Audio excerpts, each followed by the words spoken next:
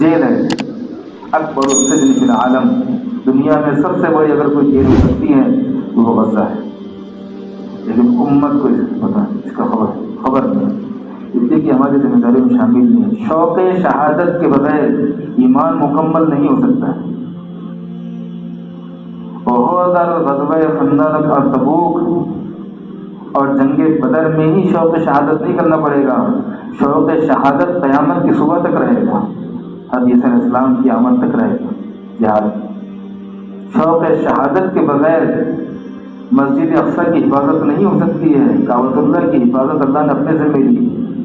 فلسطین کی حفاظت کی ذمہ داری جیسے فلسطین والوں پر ہے، کھولپور والوں پر بھی اس کی ذمہ داری ہے کہ اگر دروازہ کھل جاتا ہے اور پوری امت کے لیے آواز لگتی ہے تو اس پورے کھولپور کے جوانوں پر فرض رہے گا کہ وہ اٹھیں، اپنی ماں کو آخر سلام کریں اور فلسطین کے جنگ میں شریک ہو کر قبرستان میں دفن ہو جائیں، یہ ملبے کے ڈھیر میں دب جائیں، اس لیے کہ کعبۃ اللہ کی حفاظت اللہ کریں گے اور بیت المقدس کی حفاظت کی ذمہ داری اللہ نے انسانوں پر ڈالی، اہل ایمان پر ڈالی۔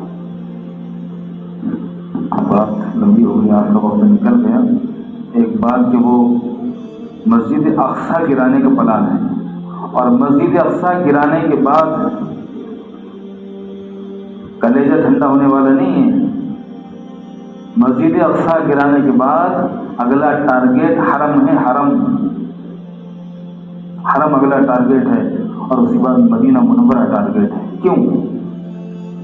92 یا 91 یا 90 لوگ کنعان سے مصر آئے ہیں یعقوب علیہ السلام کے ساتھ، ادخلوا مصر انشاءاللہ آمنین، ان کے ساتھ اتنے لوگ آئے تھے یہاں تھے، تو ان کو حکومت دی گئی تھی یوسف علیہ السلام کو، اجعلنی علی خزائن الارض انی انک لانت یوسف انا یوسف وهذا اخی قد جعلها ربی حقا وقد احسن بی اذا اخرجنی من السجن وجاء بكم من البدو من بعد ان نزغ الشیطان بینی وبین اخوتی ان ربی لطیف لما یشاء انه هو رب قد آتیتنی من الملک، اے اللہ تیرا احسان کہ تو نے مجھے جیل سے نکالا اور بادشاہ بنا کر بٹھا دیا، کہ یہاں رہے۔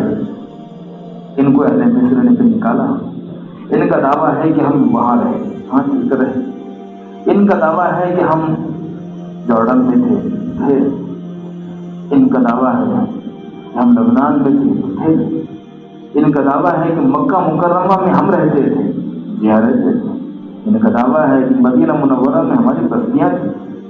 آج بھی وہاں جانے مسجد قباء میں تو اس کا کعب بن اشرف کا جو یہودی تھا، سردار تھا، اس کا قلعہ سامنے، اس کی دیواریں آج بھی موجود ہیں، کعب بن اشرف۔ بنو قریظہ بنو نذیر ہم تھے، ہم مدینے میں رہتے تھے، ہم کو نکالا گیا تھا خیبر سے بھی نکالا گیا تھا، اس لیے خیبر بھی ہمارا ہے، مکہ بھی ہمارا ہے، مدینہ بھی ہمارا ہے۔ شرط یہ ہے کہ پہلے بیت المقدس گر جائے، اس کے بعد اس پر ہمیں حملہ کرنا ہے۔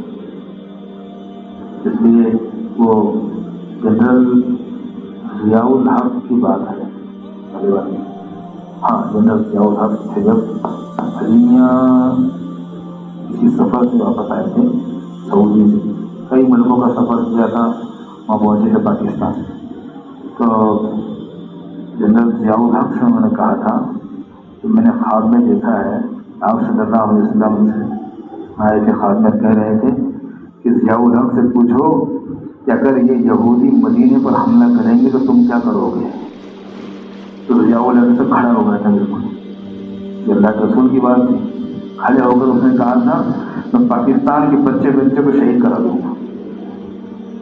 ہم میں سے ہر ایک کی تمنا ہو جس دن مسجد اقصی کو ضرورت پیش آ جائے ہمارے گھر کا بچہ ختم ہو جائے، شہید ہو جائے۔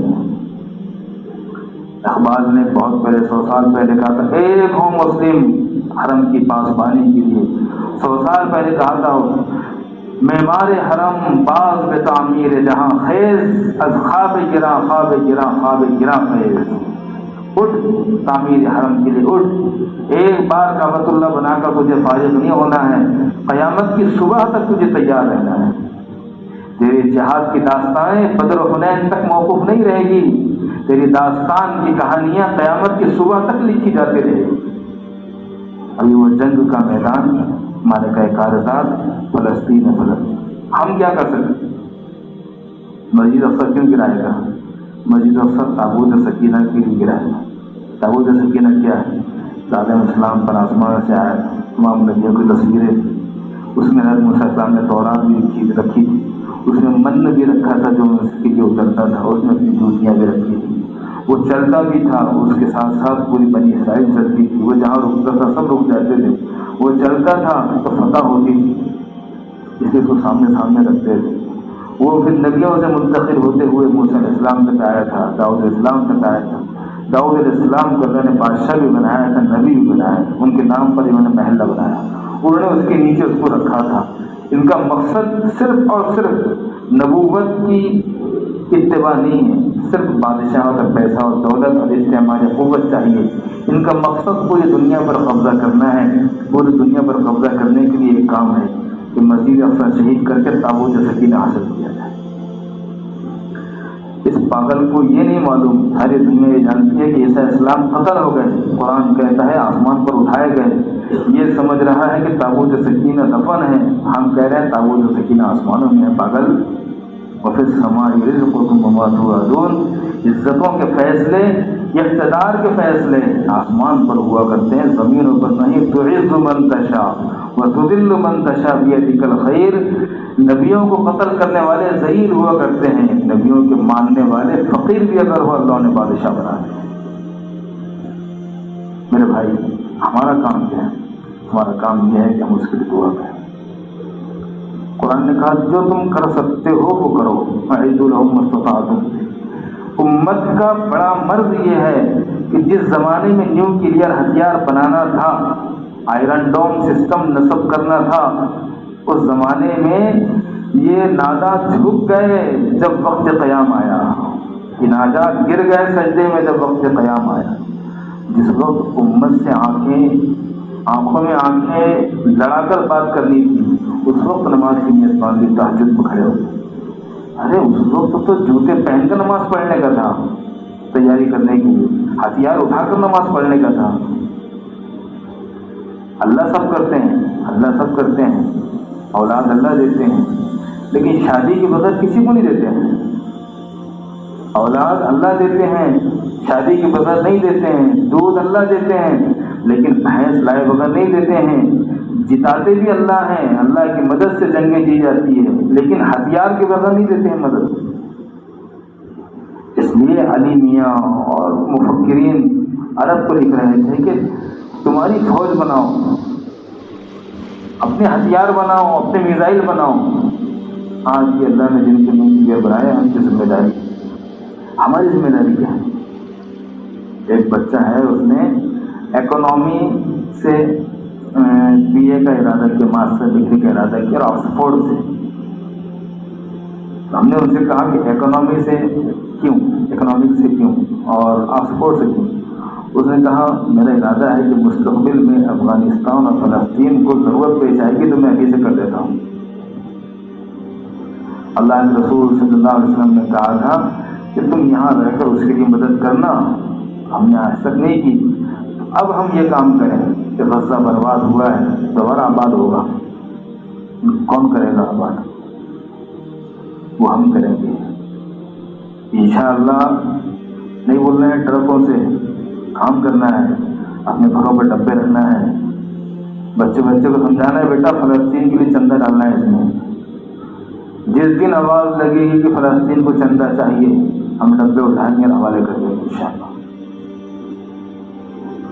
کتنے لوگ آج تک، ہمارا ایک ساتھی ہے ابھی عمرے سے آیا تو اس نے بتایا کہ فلسطین کے لوگ آئے تھے تو میں نے ان کو کھانا کھلایا، یہ کیا وہ کیا، اور مسجد اقصی کے واسطے انڈیا کے مطابق 15,000 روپے بھیجا۔ ہماری ذمہ داری کہ ہم دعائیں کریں، مسجد اقصی کے لیے گھروں میں ڈبے بنائے فلسطین کے لیے، جب آواز لگے کہ فلسطین کا چندہ ہو رہا ہے لا کر اس میں ہم دیتے ہیں۔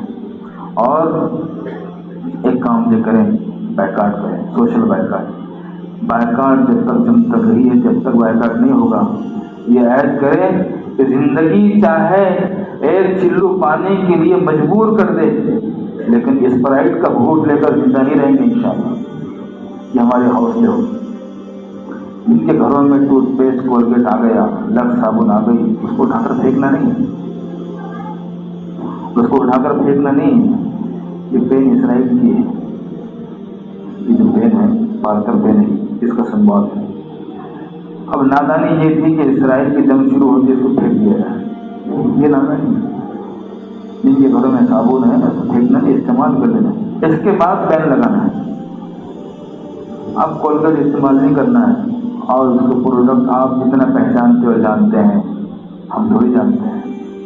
उम्मत मुस्लिमा का हक यह है कि हर लम्हा फलस्तीन को अपने सीने में जगह दें, सिर्फ फलस्तीन को देखे, फलस्तीन को सुने, उसके बारे में खबर रखे, ये अरमान रखे कि अल्लाह अगर मौका मिल जाए तो फलस्तीन की इस जंग में हमें भी शहीद फरमा दे, और हमास की मदद फरमा, अहले गज़ा की मदद फरमा, मज़लूमीन की आनत फरमा, ज़ालिमों की पकड़ फरमा, और सोशल बायकाट और उसके तमाम प्रोडक्ट बायकाट सारी ज़िंदगी के लिए अपने बच्चों के सीनों में और दिलों में, उनके जज्बात में उसकी कराहत और उसकी नफरत पैदा करने के लिए इस्तेमाल नहीं करना चाहिए। करेंगे